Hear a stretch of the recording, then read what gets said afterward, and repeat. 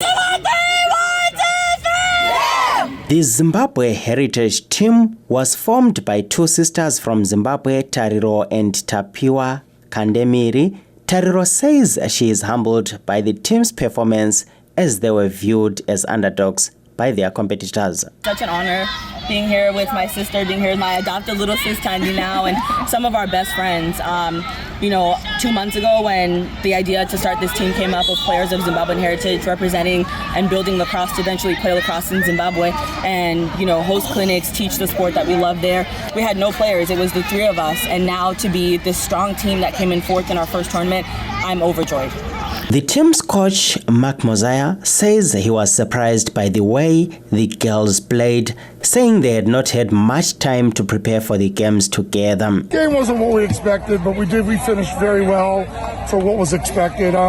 We came in fourth, but we beat everybody in our pool play, and nobody expected this team to do this. They played hard. Taboka promised that next year she will see the team lift the Heritage Cup and even compete in the World Cup. Everybody expected us to be an underdog team, and like she said, coming from being the three of us, building this to everybody who has supported us along this journey, I think it ended up being more of a triumph than a challenge, but it has been a journey, and this was just the beginning, and for us to come in and nobody expecting us to actually make it here and finishing in the top 4 in our first ever competition, I think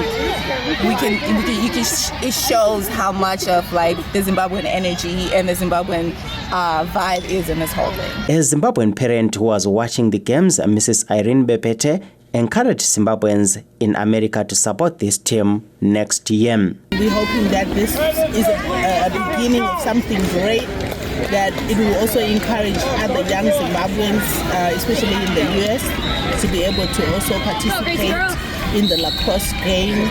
We're seeing lacrosse now taking a new phase.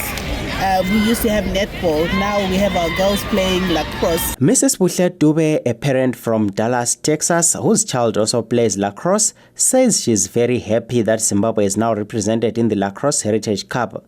The Heritage Cup competition is held every year with over 20 countries, including China, Israel, Jamaica, Mexico, France, and Germany participating.